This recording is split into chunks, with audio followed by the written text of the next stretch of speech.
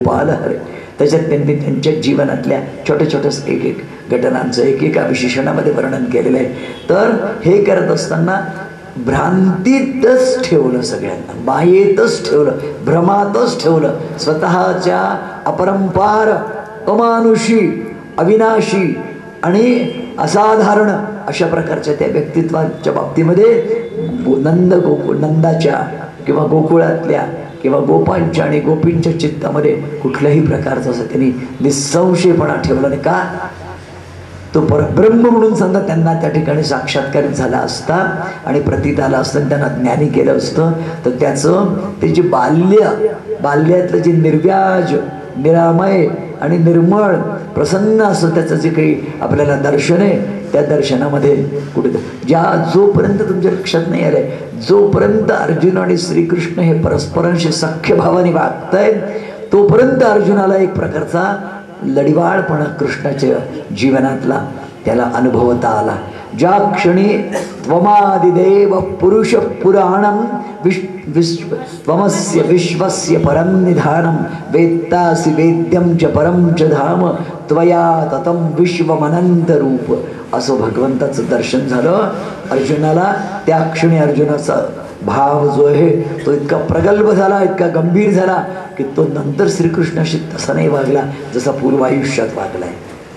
भगवंताचं इतकं अद्भुत आणि म्हणजे शांत रसामध्ये वस्तुतः नवरसांचं हे मिश्रण समाप्त होतं.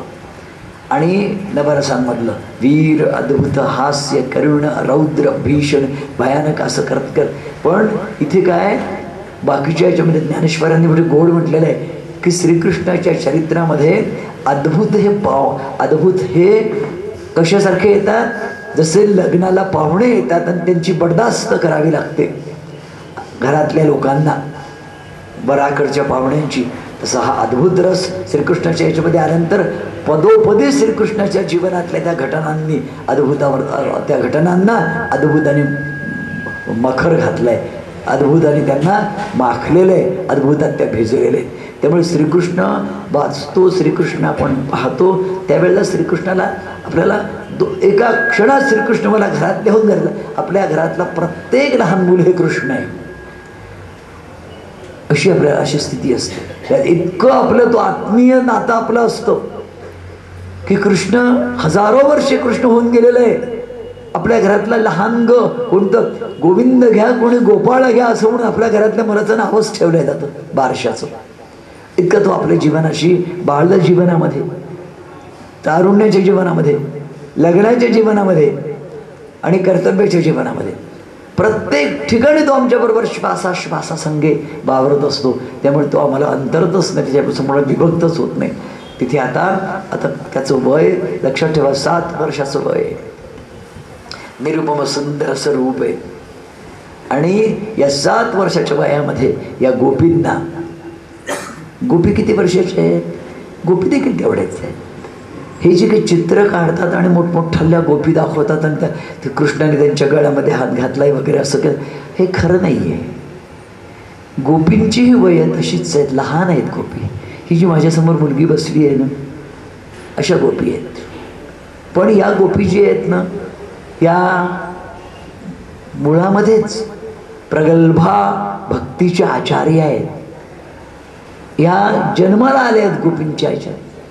आपल्याला त्या चिमुरड्या मुली वाटत आहेत, पण त्यांची जी हृदयातली जी प्रकृती आहे किंवा हृदयातला जो त्यांचा भाव आहे, तो भाव तपोनिष्ठ ऋषींच्या मनातला, पुनींच्या मनातला, श्रेष्ठ भक्तांच्या मनातला असा जो असावा असा भाव आहे.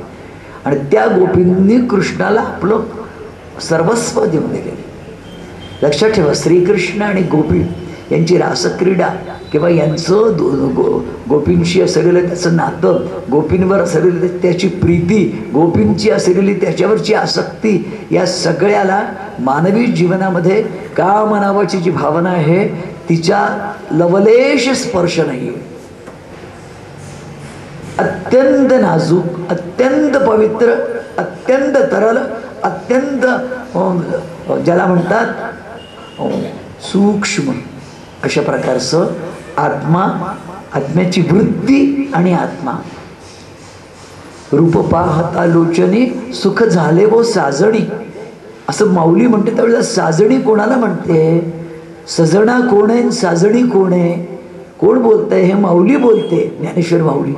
या ठिकाणी कुठल्याही तऱ्हेने पार्थिव स्तरावरती येऊन श्रीकृष्ण आपल्याला कळूच शकत नाही, हे लक्षात घ्या.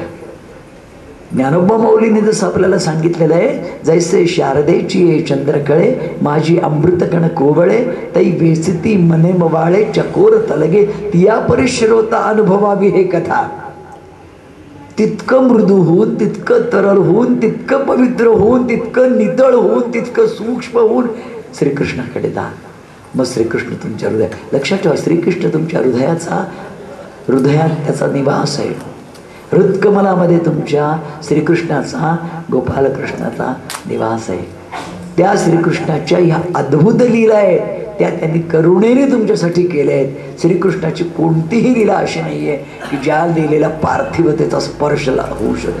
पार्थिवता म्हणजे माझ्या तुमच्या जीवनातली, व्यावहारिक जीवनातली पार्थिवता. ही यांचा श्रीकृष्णाशी नातं देहाने जोडायचंच नाही आहे. श्रीकृष्णाशी नातं चित्तवृत्तीने जोडणार आहे. मुरारी पादार्पित चित्तवृत्ती. श्रीकृष्णाच्या स्वरूपाशी त्या गोपिकांची चित्तवृत्ती समर्पित झालेली आहे. गोपिकांचा सदेह गोपिका रास खेळायला भररात्री वृंदावनामध्ये गेलेल्या नाहीत. कोण गेले? गोपिकांचे देह घरीच आहे. गोपिकांच्या चित्तवृत्ती हा चित्तवृत्तींचा खेळ आहे. या सगळ्या 1, 2, 3, 4, 10, 15, 20, हजारो, सहस्र गोपिका, सहस्र चित्तवृत्ती आहेत. आणि त्यांच्या त्या चित्तवृत्तींच्या आवर्तनामध्ये, त्या रासामध्ये तो रासेश्वर श्रीकृष्ण खेळतोय. त्याचे देहभाव हा संपूर्णपणे पुसला गेला पाहिजे, तर कृष्ण कळेल. कृष्णा इतकी अवघड देवता नाही, अवघड देवता आहे. कृष्णामध्ये त्याच्या अक्षरात, दोन्ही अक्षरामध्ये संयुक्त अक्षर आहे. इकडे कृ आणि तिकडे श्ण, जोडाक्षर आहे. दोन्ही संयुक्त अक्षर आहे.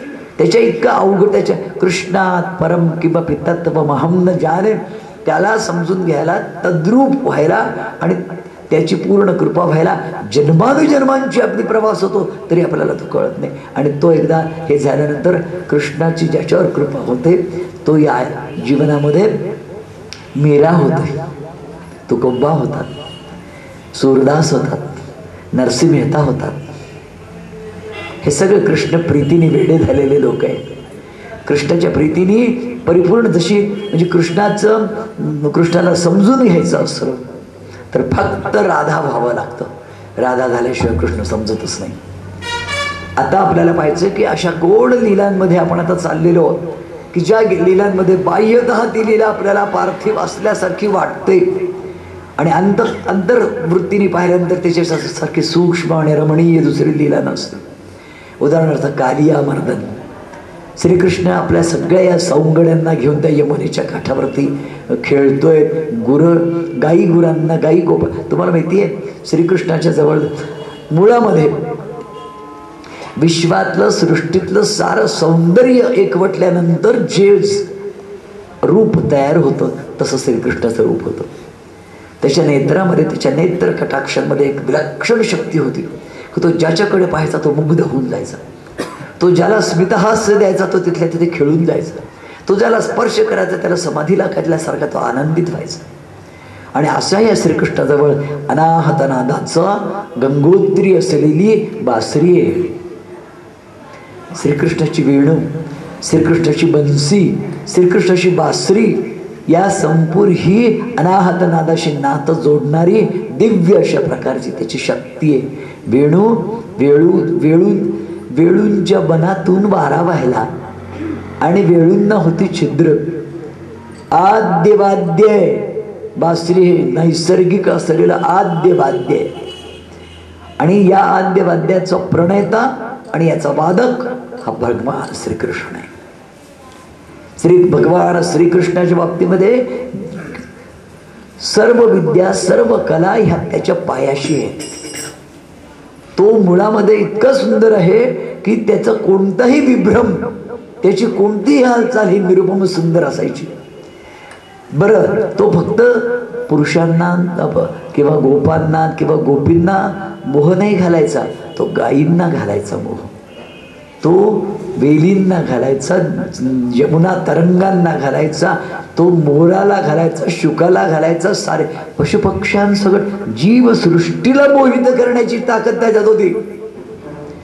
ही संबंध श्री म्हणजे ही वसुंधरा, श्री म्हणजे ही भूदेवी, श्री म्हणजे त्याची प्रकृती लक्ष्मी, या सगळ्यांचं आकर्षण करण्याची, त्यांना सगळ्यांना आकर्षण, चुंबक जसा त्या लोहकणांना आकर्षून घेतो आपल्याकडे, ज्या वेगाने त्या चुंबकाकडे ते लोहकण जातात त्या वेगाने जीवसृष्टी कृष्णाकडे आकृष्ट व्हायची. कृष्णाकडे गेल्यानंतर ती त्याची बंदिवान व्हायची, ती त्याचीच व्हायची. आणि त्याच्या त्या स्मृतीनी, त्याच्या त्या स्पर्शानी, त्याच्या त्या नेत्रांनी, त्याच्या त्या स्वरांनी, त्याच्या त्या नादानी, त्याच्या त्या बोलांनी ती घायाळ झालेली सृष्टी हे कृष्ण कृष्ण जय कृष्ण कृष्ण जय असं करून त्याच्यात विलीन व्हायची. भाग्यवान असतील ते लोक ज्यांनी त्यांचं याची देही याची डोळा आनंद. आणि आज सद्गुरुनाथ येणार नाही आहेत का? येणार. ते आले की मला जरा भरल्यासारखं वाटतं. तर भाग्यवान असतील ते लोक की ज्यांनी स्वतः, आणि त्याच्याकरता त्यांनी जन्मजन्मांतरीच्या तपस्या केल्या असतील. कालिया छोटीशी गोष्ट आहे सांगतोय, तर ती कालिंदीच्या डोह आहे. कालिंदी म्हणजे ही यमुना. लक्षात ठेवा, मी कालच तुम्हाला सांगितलंय, भक्ती यमुनेच्या तटावर फुलली आणि ज्ञान जान्हवीच्या तटाकी विकसलो. ज्ञान घ्यायचं असलं गंगेच्या तटाकावरती, आणि भक्ती करायची असेल तर यमुनेच्या तटाकावरती. जे जे भक्तीच्या क्षेत्रातले महात्मे झाले त्यांनी वृंदावनामध्ये जाऊन तपश्चर्या केली, यमुनेवर जाऊन पुरश्चरण केली, आजही करतायत. दुसरी गोष्ट तुम्ही एक लक्षात घ्या, आज आपण कितीही सुधारणून मोठे झालो आणि अद्यावत अशा प्रकारच्या सुखसाधनांनी संपन्न झालेलो असलो ना, तरी ज्याला भक्ती करायची आहे त्याला ही लीलास्थानं म्हणजे तीर्थ आहेत. ज्याला भक्ती करायची आहे त्याचं बरोबर, ज्याला भक्ती नाही करायची त्याच्याबद्दल माझं काही म्हणणं नाही. आणि ज्याला भक्तीच करायची आहे, ज्याला भक्तीचं प्रदर्शन नाही करायचं, हे दुसरी गोष्ट लक्षात घ्या. आजकाल दोन गोष्टी झालेल्या आहेत. मी भक्ती करतो याचं मला प्रदर्शन करण्यामध्ये माझं समाधान वाटतं अजून, कारण मला भक्तीचं रहस्यच कळलेलं नसतं. म्हणून असं होतं. तुम्ही त्यात मी दोष देत नाही. त्याच्यामुळे जगामध्ये अशा अनेक प्रकारचे लोक दिसतात की जे भक्ती करतायत असं वाटतात आणि अंतरंगामध्ये काहीतरी त्यांचं वेगळं असतं, आणि मग आपल्याला फसगत होते. आणि याने काय होऊन जातं, याने तुमच्या आमच्यासारखे जे सामान्य लोक असतात. आता मला एक साधी गोष्ट मी तुम्हाला उदाहरण देतो. मी असं का बोललो, एक कुणी रिटायर्ड IG आहेत म्हणे, ते राधेच्या भावात जातात आणि नाचतात आणि आपण TV वरती त्यांचं दर्शन घेतो. पाहिलं असेल, तुम्ही ऐकलं असेल. हे काय आहे? असं नाही असतं. त्याला भक्ती करायची ना, तो राधेच्या भावात आहे ना. त्यांनी TV वाल्यांना कधीही स्वतःचं चित्रण करू दिलं नसतं. माझा आणि टीव्हीचा काही संबंध नाही. मला भक्ती करायची, तो माझा आणि माझ्या गोपाळकृष्णाचा व्यक्तिगत आणि निहायत एकांतातला आमचा आनंद आहे. तो TV वरती मी मुलाखत देऊन ते नाचून, हे प्रदर्शन आहे. दर्शन आणि प्रदर्शन, सिद्धी आणि प्रसिद्धी या शब्दांनी आपण गोंधळलेल्या जगामध्ये चाललो आणि आपण कोणाची मागे माशी धावायला लागतो. तुकाराम महाराजांनी असं प्रदर्शन नाही केलं. जे खरेखुरे साक्षात्कारी लोक असतात ते प्रदर्शनाचा त्यांना वीट आहे, चीड आहे. आमच्या सद्गुरू यांचं मी वैशिष्ट्य सांगतो. आमच्या गुरु महाराजांचं, डोंगरे महाराजांचं, मला 2च गोष्टी त्यांनी सांगितल्या आणि त्या 2-3 गोष्टींचं मी त्यांच्या शक्तीने मी परिपालन करण्याचा प्रयत्न करतो. जनतेला नजर देऊ नको असं शब्द बोलले. इथे बसल्यानंतर तू फक्त गोपाळाला नजर दे. काय त्यांच्या बाबतीत भूमिका आहे. ज्या नजरेमध्ये इथे 10 लोक नाही, 50 लोक नाही, कोणी जे लोक बसलेले असतील त्यांना नजरच द्यायची. का नाही द्यायची? आपल्या चित्तामधला जो गोपाळकृष्णाचं जे काही भावन स्थान आहे, चित्तवृत्ती जी आपली एकवटलेली आहे, त्या एकवटलेल्या चित्तवृत्तीला वेगवेगळ्या प्रकारचे फाटे फुटू नयेत असं जर वाटत असलं तर आपण आपल्या गोपाळकृष्णाकडे नजर द्यायची. समोर कोण बसला आहे याच्याकडे नजर आपली. भक्तराज महाराज की जय, सद्गुरुनाथ रामानंद महाराज की जय.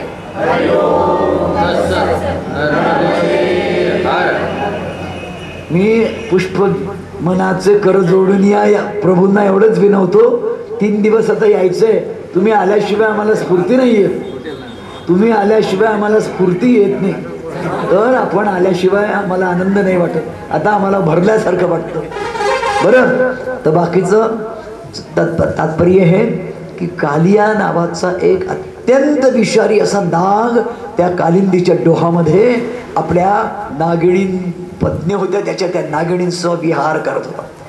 डोह होता तिथे कालिंदीचे पात्रामध्ये प्रवाही एक काली डोही कालियाची वस्ती अशी कविता होती.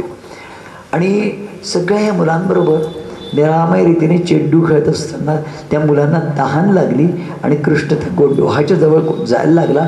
तर एकदम त्या मुलांनी म्हटलं, कन्हैया तिथे भयंकर मोठा विषारी साप राहतो, तू जाऊ नको कन्हैया. तो म्हणाला, का बरं?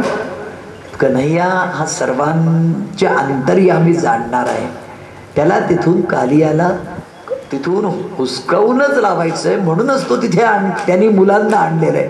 मुलं बिचारी सामान्य आपल्यासारखी आहे. कन्हैया तू जाऊ नको, आम्ही तुम्हाला शपथ घालतो कन्हैया तुम्ही जाऊ नको तू कन्हैया. तो म्हणाला, का बरं? अरे इतका विषारी आहे तो की त्या पाण्यावरून जाणारा पक्षी जो आहे ना, तो त्याच्या फुतकाराने, त्याच्या विषांच्या फुतकाराने पडतो आणि गतप्राण होतो. तिथलं पाणी जर गाय प्यायली तर ते इतकं प्रदूषित आणि विषारी पाणी किती गतप्राण होते. गायी, वासरं, मुलं, बाळं, पक्षी, पशु या सगळ्यांचे प्राण घेण्याचं प्रचंड विष त्या ज्या कालियामध्ये आहे. आणि त्याने गरळ ओकून ते संपूर्ण तो डोह विषमय करून सोडलेला आहे. लक्षात ठेवा, प्रदूषण आणि एक प्रकारचं मलिनता ही दूर करण्यासाठी आपण आता मोठमोठाले फलक लावतो. कृष्णाच्या काळामध्ये कृष्णाने ही सगळीच प्रदूषणं स्वच्छ केली आहेत, निर्मळ केलेली आहेत. कृष्णाने काय केलं? त्यांनी ऐकलं, हे ऐकल्यानंतर त्यांनी ताबडतोब आपला पितांबर कसला, आपला शेला कमरेला बांधला, आपली बासरी घेतली. श्रीकृष्ण म्हणजे काय माहिती आहे का? निर्भयतेची निसंग मूर्ती आहे, दिव्य मूर्ती आहे निर्भयतेची. याचं कारण निर्भयता कुठे असते? निर्भयता तिथेच असते की ज्या ठिकाणी संपूर्ण सत्य नांदत असतं तिथे निर्भयता असते. लहानसं जरी सत्याचा कण कमी असला तरी निर्भयता नसते. निसंगता आणि निर्भयता हे सामान्य गुण नाही आहे, पण हे सत्यनिष्ठाच्या श्रीकृष्ण स्वतः सत्यम परम धीमही अशा प्रकारचं सनातन सत्याचं साक्षात स्वरूप आहे. शाश्वत आणि सनातन सत्याचं साक्षात स्वरूप असलेला श्रीकृष्ण फक्त आमच्यासाठी वयाने 7 वर्षाचा आहे. तो पुराण पुरुष आहे, तो पुरुषोत्तम आहे, तो सकल ऐश्वर्य संपन्न भगवान आहे. त्याच्यामुळे त्याला भय नाही, त्याला क्षिती नाही, त्याला कुठल्या प्रकारचं कोणाचा संकोच नाही. सर्वांचा निर्माता आहे, सर्वांचा नाथ, माता, धाता, पितामह आहे. त्याला कशाच आहे? तो भर भर भर भर भर भर तो हे गेला कदंबाच्या वृक्षावर चढला आणि कदंबाच्या वृक्षाच्या सगळ्यात वरच्या ढाळीवरती जाऊन तिथून तुम्ही धडाम दिशी त्या डोहामध्ये बुडी मारली. जो कालिया तिथे वर्षानुवर्ष सुखाने राहत होता. कालिया तिथे का राहत होता सुखाने? रमणक द्वीपामध्ये राहणारा हा कालिया. रमणक द्वीपाला त्या ठिकाणी गरुड जो आहे, महाविष्णूंचा जो वाहन आहे, तो गरुडाचं हे काय आहे? अन्न, साप आहे. गरुड तिथे यायचा. गरुडाने त्या रमणक द्वीपाच्या मध्ये सबंध नाग लोकांची वस्ती होती. त्यांच्याशी त्यांनी हे सांगितलं होतं की तुम्ही मला दररोज एक नाग नैवेद्याला द्याल. नैवेद्य, माझ्या नैवेद्यासाठी दररोज एका नागाची योजना. आणि त्या याच्यामध्ये ज्या दिवशी कालियाची पाळी आली, कालिया म्हणाला मी नाही जाणार, मी नाही मरायला तयार. कालियाने आपले बायका आणि कालिया तिथून त्याने जो पळाला तर तो येऊन यमुनेमध्ये इथे लपला. यमुने तिथे का लपला? याच ठिकाणी. आणि या ठिकाणी गरुडाला यायला बंदी होती. गरुडाला असं शाप होतं की यमुनेच्या या डोहामध्ये तू कोणाही जीवाचा हे कर, याला स्पर्श तू करता कामा नये, नाही तर तू मरशील. कालियाला हे माहिती होतं. कालिया तिथे आलेला आहे. कालियाला 5 फण्या आहेत. 5 फण्यांचं सर्प. तुम्ही वेगवेगळ्या लक्षात ठेवा, सर्प ही सुद्धा अतिशय दीर्घायुष्य असलेली आणि पूर्ण स्मृती असलेली.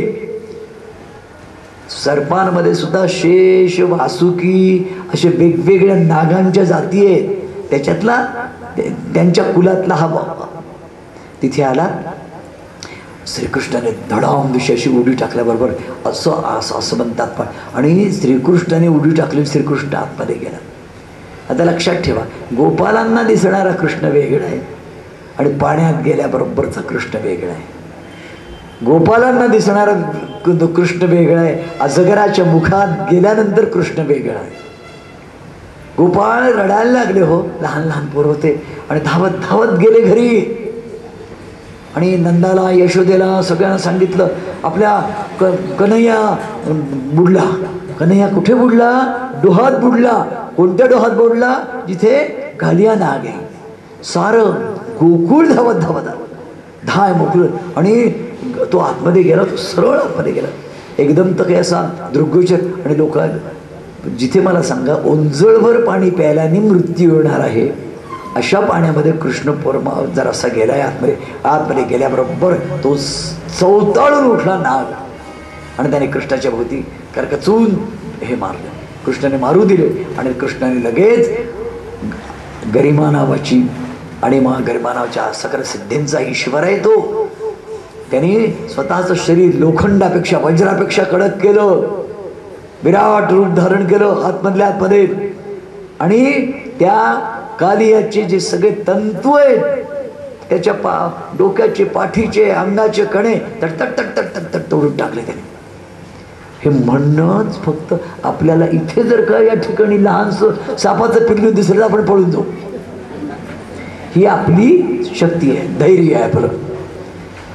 नुसतं जर आता कोणी सांगितलं की तिकडून साप आला असं म्हटलं की बरोबर बरोबर सगळं कृष्णविष्णू जागच्या जागी राहतील, लग्नानंतर येऊ.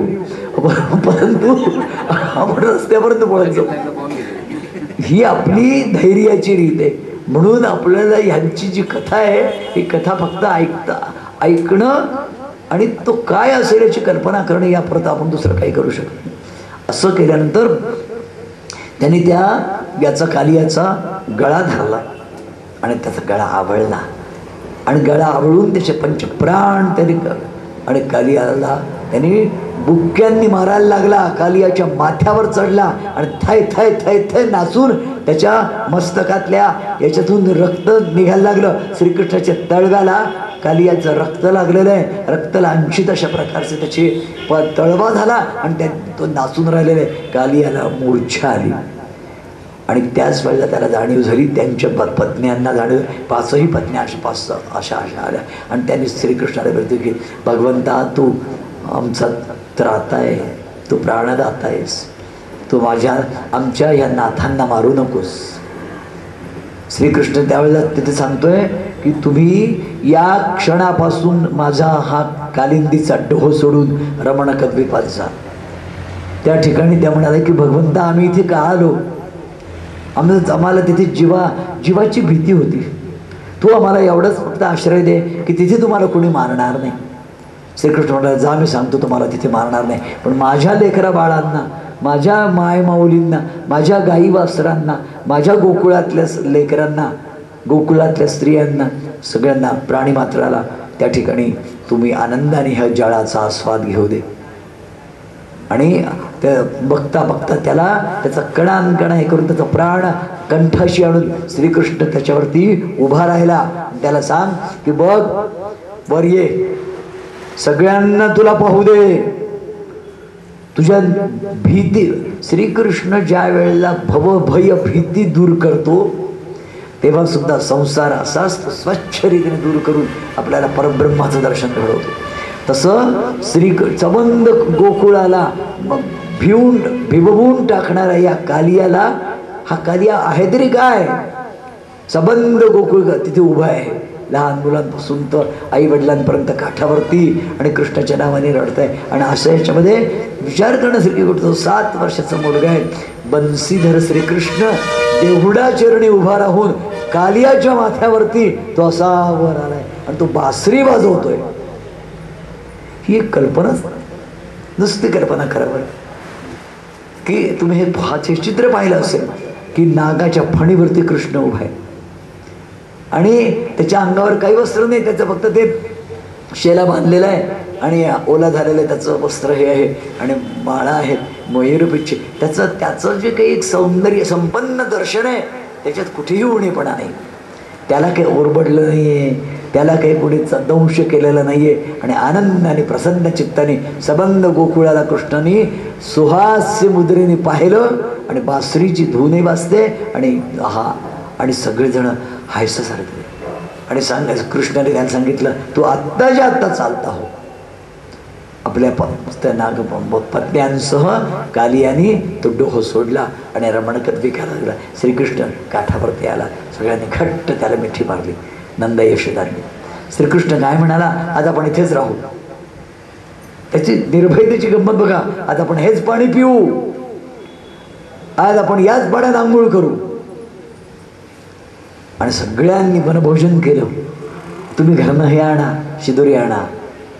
आणि तिथे म्हणजे निर्भयतेने गेला की नाही गेला असं नाही, माझ्या समोर तुम्ही सगळ्यांनी आनंद करा. आणि त्या कालियानीच्या निर्गमनानंतर तिथे ते राहिले. आता बघा, श्रीकृष्णांची परीक्षा घ्यायला ब्रह्मदेव येऊन गेला केव्हा, ज्या वेळेला वत्सांसह गोपांना त्यांनी आपल्या सत्यलोकामध्ये नेलं. आता ही गोष्ट वरुणाला कळली. वरुणाची राजधानी आहे रसातळाकडे, आणि त्या निम्लोचनी नावाचं त्याचं राजधानीचं नाव आहे. त्या तिथे रात्रभर राहिले आहेत हे लोक या काठावरती यमुनेच्या. त्या दिवशी जेवण खाणं झाली आहे. संध्याकाळी श्री नंद जे आहेत वडील यांचे हे स्नानाला उतरले आणि सरळ ते वर आलेच नाही. ते वर आले नाही, एकदम सगळे चिंतातूर झाले की कुठे गेले नंद, कुठे गेले नंद, बुडाला. बरं गंमतीशी एवढं मोठं एक संकट निवारलंय आणि दुसरं संकट ताबडतोब आलंय, सगळे चिंतित आहे. श्रीकृष्ण म्हणाले, तुम्ही काळजी करू नका, मी पाहून येतो.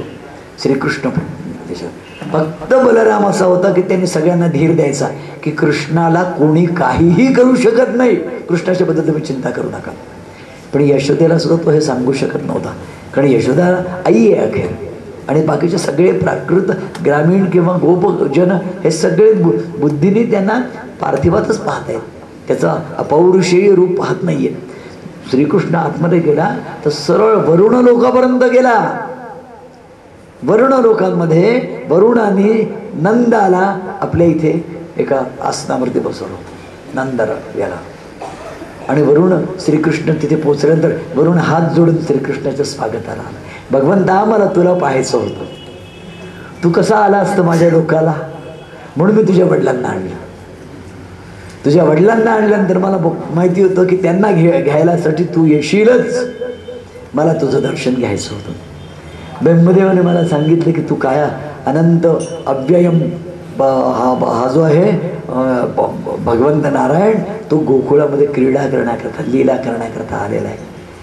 मी वर येण्यापेक्षा मला असं वाटलं की तुझ्या चरणांनी माझं नगर किंवा माझी राजधानी ही पुनीत व्हावी, म्हणून मी तुला घ्यायला. आणि नंदाचा आणखीन कृष्णाचा दोघांचा दिव्य सत्कार करून दोघांना त्यांनी परत पाठवलं. म्हणजे हे जे सगळे अष्टदिक्पाल आहेत किंवा सगळे ग्रह किंवा देव, या सगळ्यांना या भगवंताच्या या आविर्भवनाबद्दल उत्सुकता आहे की हा कसा खेळ करतोय. जो भगवंत अव्यक्त आहे, निराकार आहे, जो कुणाला सापडत नाहीये, योगांना सुद्धा ध्यानामध्ये दिसतो. प्रत्यक्ष गोचर नाहीये तो भक्ती गोचर आहे, तो ध्यान गोचर आहे, तो ज्ञान गोचर आहे. ज्ञानाने दिसतो, ध्यानाने दिसतो, भक्तीने दिसतो, चर्मचक्षुने दिसत नाही. असा हा सगळ्यांबरोबर दहीहंडी खेळतोय, शिदोरी खातोय. हे जे त्याचं अनुपम रूप आहे, अनुपम त्याचं लावण्य आहे, किंवा त्या सगळ्या 10 अवतारांमधलं त्याचं अनुपम असे लीला आहे ही. अशा लीला रामाने नाही केल्या, आणि अशा लीला पूर्वचरित्रातल्या कोणत्याही अवतारांनी पण नाही केल्या. या ह्याच्यामध्ये आपल्याला असेल हे झालं. आणि मग त्याने उन्हाळ्याचे दिवस होते, तिथे रात्री हे राहिले. मग परत आले त्यानंतर त्या दिवशी तिथे ते त्रिरात्र आनंदाने त्यांनी सांगितलं निर्भयपणे की आपण इथे राहूया. आणि त्याच दिवशी त्यांनी अशी विलक्षण गोष्ट केली. एक प्रलंब असुर नावाचा राह आला आणि त्यांनी वणव्याचं रूप घेतलं, दावाग्नीचं रूप घेतलं, आणि चहूबाजूने असं सबंध बनवा भेटला. असं वाटलं हे सबंध गोकुळ त्या बनव्यामध्ये भस्मसात होऊन जाईल. श्रीकृष्णाने काय सांगावं सगळ्यांना, मी सांगतो तसं करा. बरं तू त्या मुलाचं वय 7 वर्षाचं आहे, बालथे, आणि तो सांगतोय तसं सगळे करतायत. याचं कारण असाधारण त्याच्या क्रिया आहे. तुम्ही सगळ्यांनी डोळे मिटा, एकानेही डोळा उघडा ठेवायचा नाही. कृष्ण कृष्ण जय कृष्ण कृष्ण जय असं म्हणतायत. आणि श्रीकृष्णाने ती आग पिऊन टाकली एका क्षणात. विराट मुख करून आगच्या आग पिऊन टाकली. डोळे उघडा म्हटल्यावर सगळे हे असं अलौकिक अद्भुत लेकरू होतं. आणि याच्या अद्भुत लीला चाललेल्या आहेत हे लक्षात घ्या. प्रलंबासुराचं त्यांनी हे करत, त्यांनी खेळायला गेलेले असताना तिथं तो आला. तिथे शीतलाचा वसंत ऋतू नांदत होता, आणि श्यामसुंदर श्रीकृष्ण आणि बलराम नांदत होते वृंदावन. आता काय झालं की गोकुळातल्या यांनाही म्हणाले, नंदाला, त्याचे सगळे, नंदा हा राजा आहे गोकुळचा, त्याला ते म्हणाले की हा कृष्ण तुझ्याकडे आल्यापासून आपल्या गोकुळावरती खूप उत्पात होत आहेत, आणि आता आपल्याला यांना खेळायला वगैरे त्या डोहाकडे जावं लागलं आहे ना, त्यांना पटत नाही अजूनही. का आपली स्थिती काय असते माहिती की आपल्याला देव पावतो, देव आपल्याला आनंद मदत करतो, तरी आपण देवाबद्दल निश्चिंत नसतो. ही आपल्या मनाची प्रकृती आहे. 1000 वेळा देव पावतो आपल्याला, पण पुन्हा संकट आलं की आपण काय जण काय देवा काय जण, आपली वृत्तीच निश्चिंत आणि निर्भय होत नाही. हा जीवाचा स्वभाव आहे. आपण असं करू म्हणाले, आपण वृंदावनाला जाऊ, आपण आपलं गोकुळचं हे जे केस हे आहे हे बदलू. आणि श्रीकृष्ण म्हणाला की वृंदावनाला गोवर्धन जवळ आहे, तिथे जाऊ. सुंदर निर्झर होते, शांत. त्यांनी म्हटलेलं आहे वृंदावनामध्ये गार पाण्याचे सुंदर झरे होते, जिकडे तिकडे हिरवे गारगारीचे हरित तृणांच्या मखमालीचे असे पसरलेले होते. नद्या, सरोवर, निर्झर यांच्या विपुल जलांवरून वाहणाऱ्या याने कुमुद कल्हार पुष्पांचं परागित असतं आवडत होते. नद्यांमधले अगाध जलतटावरील बालुकामय प्रदेशावरती दडकून ते स्वच्छ होत होते. अशा या वृंदावनांबरोबर श्रीकृष्ण आला. आणि लक्षात ठेवा, नृत्यकला श्रीकृष्णापासून शिका, संगीत कला श्रीकृष्णाची. नृत्य, संगीत आणि वाद्य या तिन्ही कलांचा श्रीकृष्ण हा सर्वश्रेष्ठ उद्गाता आहे, सर्वश्रेष्ठ उद्गाता आहे. रासनृत्यामध्ये श्रीकृष्णाने, आमचं भागवत सांगतं, 6 महिने रासनृत्य चाललंय. अर्धा तास आणि 1 तास नाही, 6 महिने त्या सगळ्या गोपिकांसह रासनृत्य चाललेलं आहे. बरं, आणि नृत्य आहे, संगीत आहे आणि वाद्य आहे. या वाद्य त्याचं लाडकं वाद्य त्याचं बासरी आहे. हे बासरीची रीत अशी आहे की ही चराचराला देहभान विसरायला लावते. एक गोष्ट आहे, तुमची चित्तवृत्ती देहातीत करण्याची शक्ती फक्त कृष्णामध्ये आहे, परमात्म्यामध्ये, परमात्म्याच्या नादामध्ये, परमात्म्याच्या स्वरामध्ये.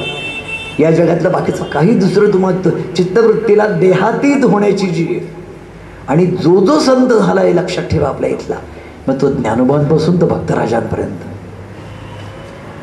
मी सरळ या 2 संतांची नावं घेतली, याचं कारण भक्तराजांनी सुद्धा अतिशय सुंदर हे लिहिलेली आहे, गवळण लिहिलेली आहे, मुरली मधुमुरलीचा नाद तो, असं जे हे जे लक्षात ठेवा, हे संत जे असतात ना, हे कल्पना विलसित नाही करत, हे अनुभूतीला आधार करून साक्षात्कारी पद लिहित असतात, लिहित नसतात, यांना स्फुरत असतात, ही पद उमलून येत असतात यांच्या हृदयाच्या वेलीवरती, ही रचना नाही करत. आणि मुद्दाम लक्षात ठेवा, भक्तराज असोत की तुकाराम असोत, मी या लोकांच्या काबर बरोबर करतोय, यांनी कोणाकरता केलं नाहीये.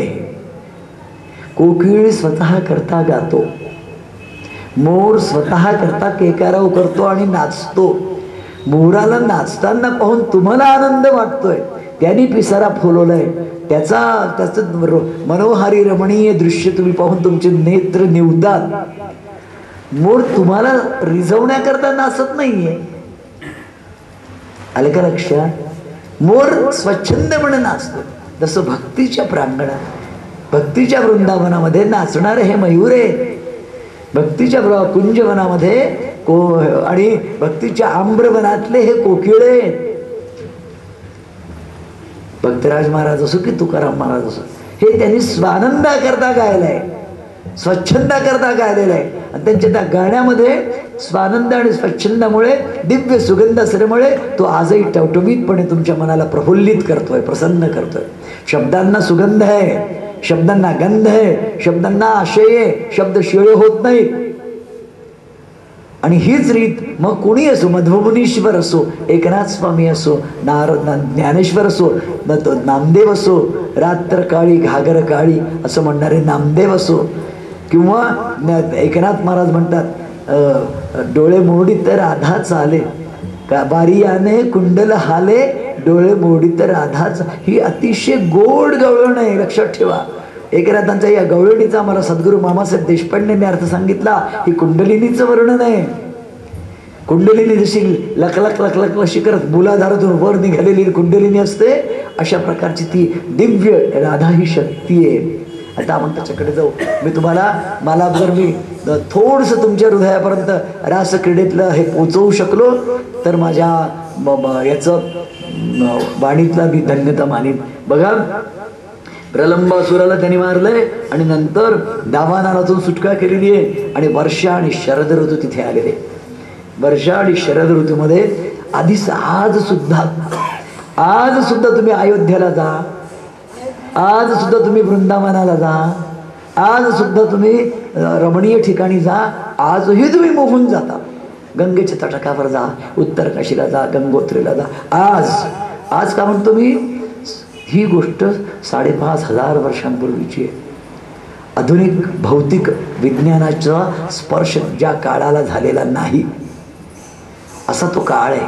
संपूर्ण प्राकृतिक, संपूर्ण नैसर्गिक, संपूर्ण स्वाभाविक असं सौंदर्य आहे. अकृत्रिमपणे तिथे नांदून राहिलेले आहे. कृत्रिमतेचा स्पर्शच नाही झालेला. त्या निसर्ग सौंदर्याने विनटलेल्या.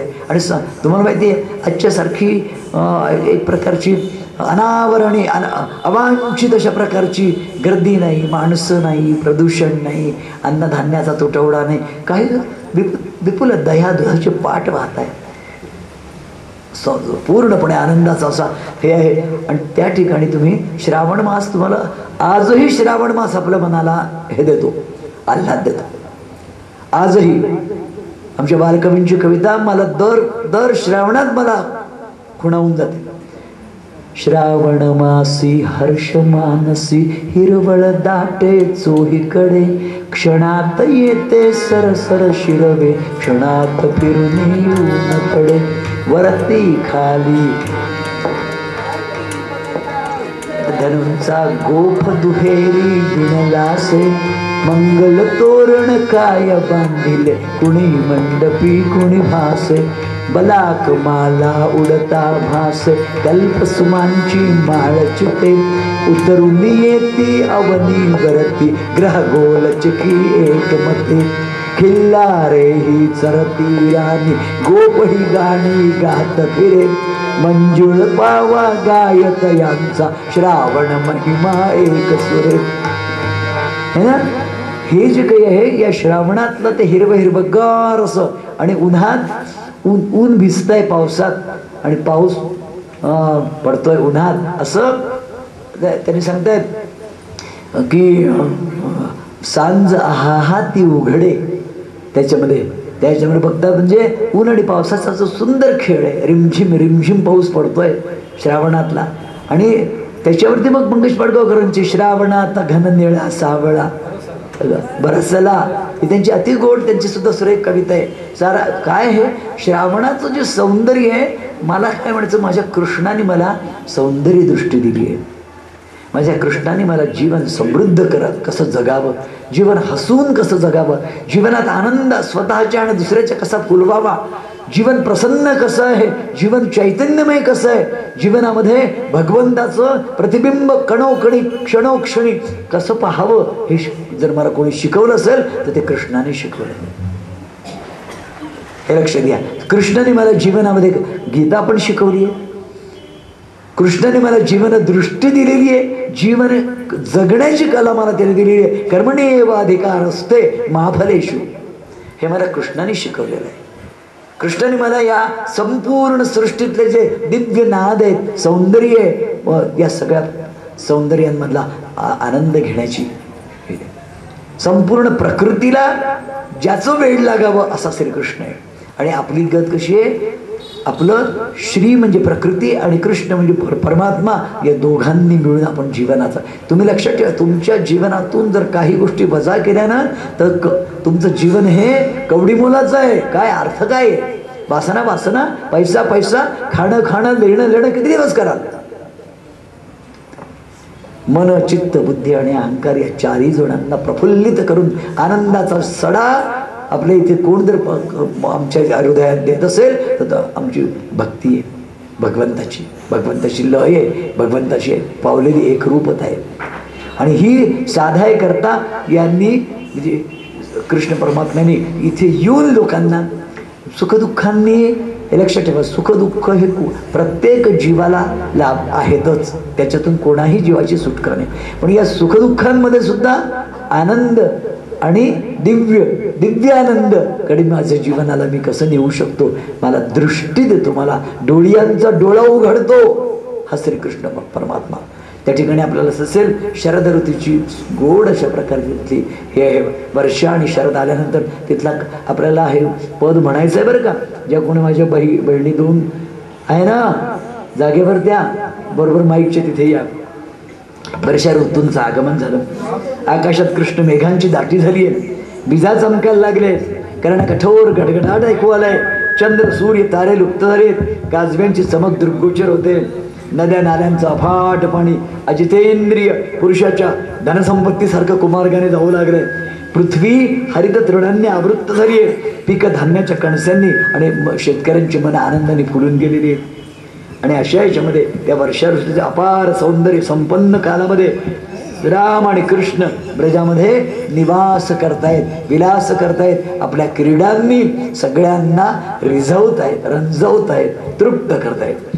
वर्षा ऋतू संपला, वर्षानंतर कोणता ऋतू, हे संवत्सर 6 ऋतूंचं आहे. वर्षानंतर कोणता ऋतू येतो, शरद, चैत्र वैशाख वसंत ऋतू, ज्येष्ठ आषाढ, ज्येष्ठाषाढ कसं श्रावणी, ग्रीष्म ऋतू, आणि मग हा वर्षा शरद ऋतूंचा आपण अश्विनी पौर्णिमा ही शारदीय पौर्णिमा म्हटली जाते. अश्विन शुद्ध प्रतिपदेपासून तर दिवाळीपर्यंत, आणि मग येतो हेमंत ऋतू, मग येतो शिशिर ऋतू, मग येतो ग्रीष्म ऋतू, मग येतो वसंत ऋतू. असं 6 ऋतूंचं चक्र संवत्सरामध्ये चाललेलं असतं. उत्तरायण आणि दक्षिणायन याच्यामध्ये आपण आता जशी शरद ऋतू येतो त्यावेळेला नद्या नाले कालकालपर्यंत तुफान अशा भरतीने वाहणारे, संपूर्ण सगळीकडे असं ओलं ओलं असं वातावरण असलेलं, क्षणात पाऊस येतोय, क्षणात सर येते आहे, अशा प्रकारची ती सगळी ओसरते, शांतपणे नद्या व्हायला लागतात. शारदीय नवरात्रामध्ये सगळं निवळलेलं आहे, पाणी निवळलेलं आहे, निळनिळगार आकाश झालेलं आहे आणि त्या निळ्यागार आकाशामध्ये शारदीय पौर्णिमेच्या दिवशी जो चंद्रमा येत असतो तो सर्वौषधींचा आत्मा असलेला चंद्रमा हा अमृताचा वर्षाव करतो. आपण शारदीय पौर्णिमेच्या दिवशी दूध करतो आणि चंद्र त्याच्यामध्ये सांडतो, चंद्र त्याच्यामध्ये पडतो, तो अमृताचा वर्षाव असतो आणि त्या अमृताच्या वर्षावरचं ते दूध आपण घेतो. रात्रीपर्यंत आपण गायन किंवा गान भजन किंवा उपासना अशी करतो आणि त्या दुधाचा आस्वाद घेतो. ही शारदीय पौर्णिमा. आता त्याचं ते सांगितले आकाश निरभ्र झालं, चित्तांत आणि योग्यांच्या चित्तांसारखं जल शांत आणि स्वच्छ झालं, वारा सौम्य झाला, गंभीर झाला, समुद्र गंभीर झाला, शेतं पिकून लोकांना नवीन धान्य मिळायला लागलं आणि या याच्यामध्ये बालगोपाल आणि गायींसह श्रीकृष्ण आणि बलराम हिंडत असताना आपली मधुर वेणू वाजवायचा. तुम्हाला मी पुन्हा सांगतो, माझ्या डोळ्यासमोर मी ध्यान करताना मी मनाने यमुनेवर जातो आणि असं वाटतं की खरंच काय असेल हे जे शब्दसृष्टीचं वैशिष्ट्य सांगतो तुम्हाला. तुम्ही कोणत्याही ऋतूत कुठेही बसलेले असता, बसा. शब्दसृष्टीमध्ये हे सामर्थ्य आहे की तुम्हाला तुमच्या मानससृष्टीने देह इथे असतो, तुम्हाला त्या काळात घेऊन जाते. याचं प्रत्यक्ष उदाहरण तुम्हाला मी सांगतो. पुरुषोत्तम यशवंत देशपांडे नावाचे एक कम्युनिस्ट लेखक होते, पूय देशपांडे. तुम्ही त्यांचं नाव ऐकलं नसेल. कविवर्य आरा देशपांडे, कविवर्य पूय देशपांडे, हे आपलं तत्वज्ञ पूय देशपांडे हे मोठे तत्वचिंतक म्हणून होऊन गेले. कम्युनिस्ट विचारसरणीत होतं, ज्यांचा याच्यावरती विश्वास नव्हता कशावरती एका काळामध्ये. आणि त्यांनी ज्ञानेश्वरांचा अमृतानुभव वाचायला घेतला.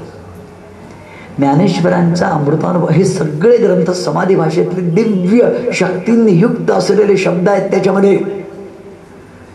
ज्ञानेश्वरांच्या मग रामचरित मानस असो, ज्ञानेश्वरी असो, भागवत असो, काही पण ज्ञानेश्वरांच्या अमृतानुभवाचं वाचन ते भर उन्हाळ्यामध्ये नागपूरला करताय आपल्या बंगल्यात.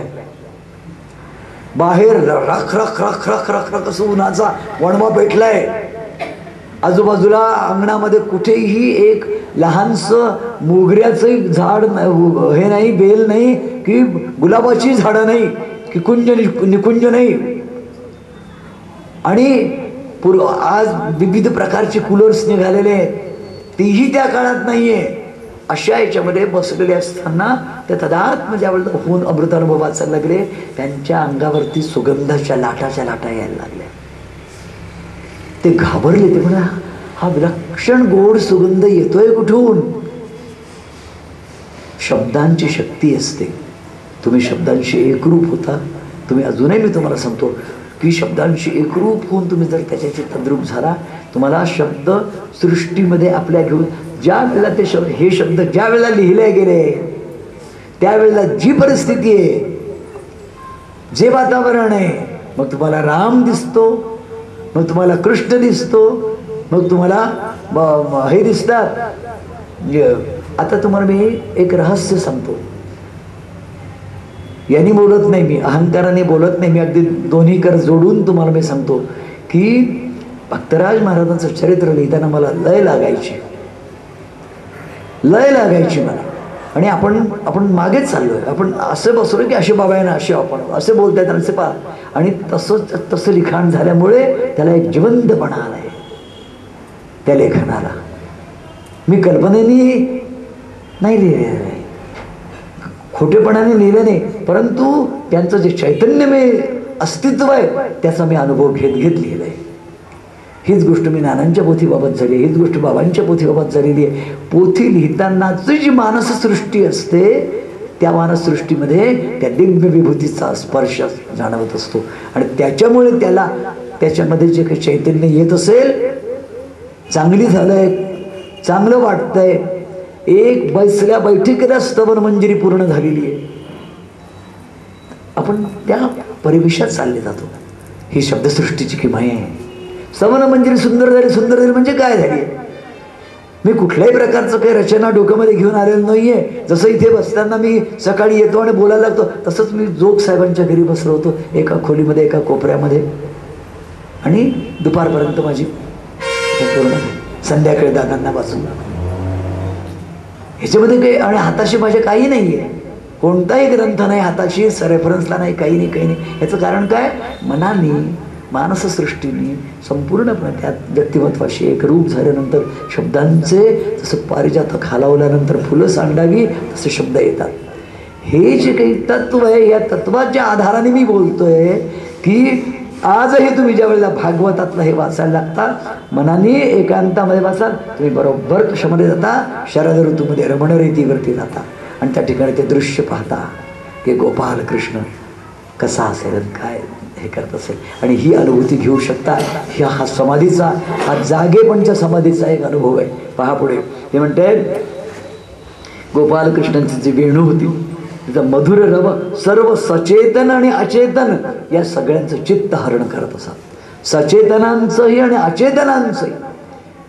वाहणारी कालिंदी थांबून जायची, जललहरी, आणि तो मधुरध्वनी गोपींच्या कानावर पडला म्हणजे त्या चित्त भावरलेलं व्हायचं, आणि स्वर आले दुरुनी, आणि त्या स्वरांबरोबर ते चित्त तिकडे चाललं जायचं.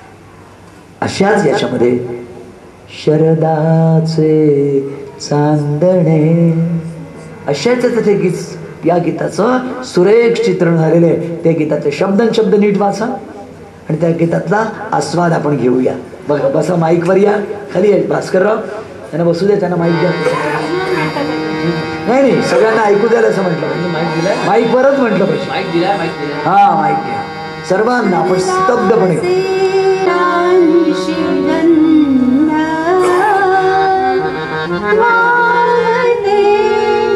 यमुना जलधुंद वाजवी पावा गोविंद, वाजवी पावा गोविंद, वाजवी पावा गोविंद.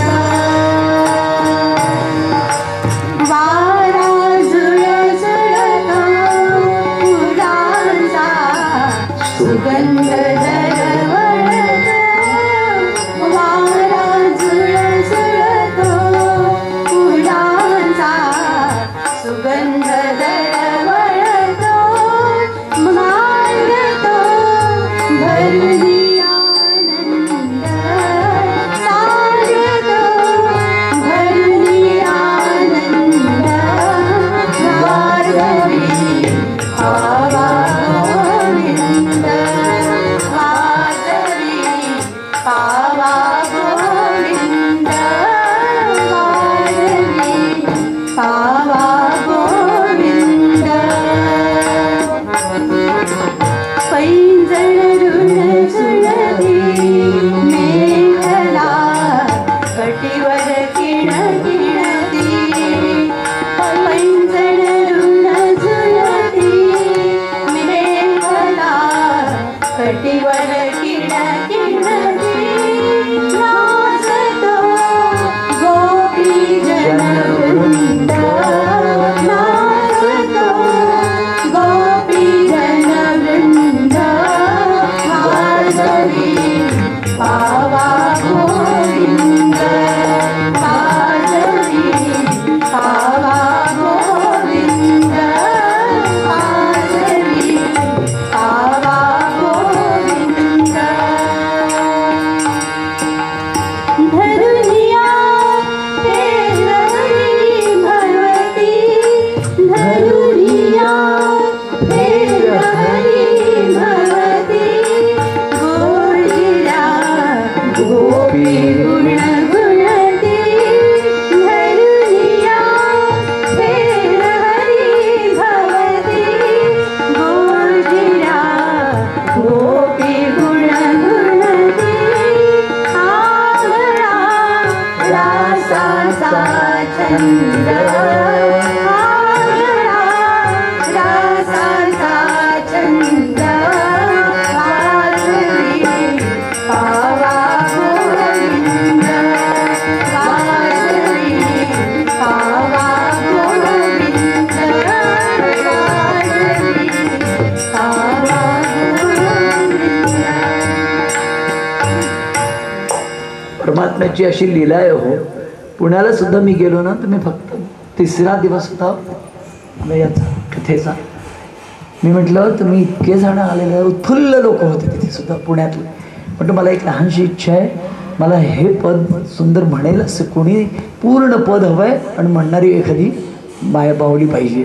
बरोबर दोघी जणी आल्या, दोघींजवळ पूर्ण स्क्रिप्ट होतं, त्याने सुंदर रीतीने म्हटलं मला जे बोलायचं आहे ते हे पद बोलतंय, मला जे दाखवायचं ते या पदामध्ये आलेलं आहे आणि म्हणून हे पद मला तुमच्यासमोर मांडायचं आहे. आणि या पदाने जे दाखवलेलं आहे रात्रीची, आता तुम्हाला मी रास क्रीडेकडे घेऊन चाललोय. रास शब्दाचा अर्थ आहे, लक्षात घ्या. रास शब्दामध्ये मूळ शब्द आहे रस. रस म्हणजे परमात्मा हा आपल्या जीवनातला सर्वश्रेष्ठ रस आहे, हे लक्षात ठेवा. रसो वै सहा असं परमात्म्याचं वर्णन आहे. तुमच्या रस हा आत्म्याशी संबंधित आहे. आत्मा जर तुमच्यातला काढून टाकला तर तुम्ही जसे निष्प्राण होता, तुमच्या जीवनातला रस गेल्यानंतर तुम्ही तसे शुष्क होत जाता. आत्मा हा रस आहे, आत्मा हा आनंद आहे, आत्मा हे सर्वस्व आहे. आत्मा हा दिसत नाही पण तुमच्या जीवनाचं चैतन्य तत्व आत्मा आहे. तीच गोष्ट परमात्म्याची आहे. परमात्मा श्रीकृष्ण आहे, तो संपूर्ण सृष्टीचा आनंद आहे, सृष्टीचा आत्मा आहे, सृष्टीचा रस आहे. आणि त्याला जो जाणतो, तद्रूप जो होतो आणि तद्रूप होऊन तदात्म होऊन त्याच्या संगे जो नाचतो त्या नृत्याला रास म्हणतात. रास हा एका मुक्तीचं नाव आहे. मुक्ती कोणती? सायुज्यता मुक्ती. सर्वपता श्लोकता सायुज्यता या ज्या चतुर्मुक्ती आहेत, तर रासामध्ये दोन जीव आणि शिवांचं मिलन आहे, जीव आणि शिवांचं ऐकात्म्य आहे. तुम्ही श्रीकृष्णाची जी काही राधा कृष्णांचं जे रूप आहे ते तुम्ही बघितलं का? राधाकृष्णाच्या रूपामध्ये राधेच्या गळ्यात कृष्णाचं आणि कृष्णाच्या गळ्यात राधा अशी अभिन्न रूपाने आहे. ते जे वर्णन आहे ना, हे ध्यान लक्षात ठेवा. कस्तुरी तिलकम ललाटपटले वक्षस्थले कौस्तुभम नासाग्रे नवमौक्तिकम करतले वेणुकरे कंकणम सर्वांगे हरिचंदनम सुललितम कंठे च मुक्तावली गोपस्त्री परिवेष्टितो. गोपस्त्रीने परिवेष्टित केलेला कृष्ण आहे, साधा कृष्ण नाही. आणि राधा कोण आहे कृष्णाची? तुम्हाला आश्चर्य वाटेल, संपूर्ण भागवतात राधेचं नावही नाही. आणि ही राधा कोण आहे? राधेचं नाव आहे श्रीकृष्णाची उत्कट आराधिका, श्रीकृष्णाची उत्कट भक्ती करणारी गोपी. ती कोण आहे असं राधा तिचं दुसऱ्या पुराणांमध्ये असेल, भागवतांमध्ये. मग ती उत्कृष्ट आराधिका, जी उत्कृष्ट म्हणजे सर्वश्रेष्ठ आराधिका. मी तुम्हाला उदाहरण दिलं तर तुम्ही गैर मानू नका, पण तुम्हाला माहिती आहे का, याच्यामध्ये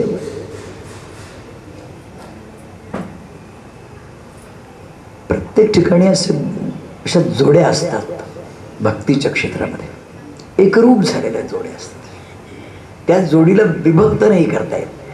आणि भक्तीला ते सार्थकता आपल्या जोडीने देतात भक्तीला जगामध्ये. उदाहरणार्थ राधा ही श्रीकृष्णाची शक्ती आहे.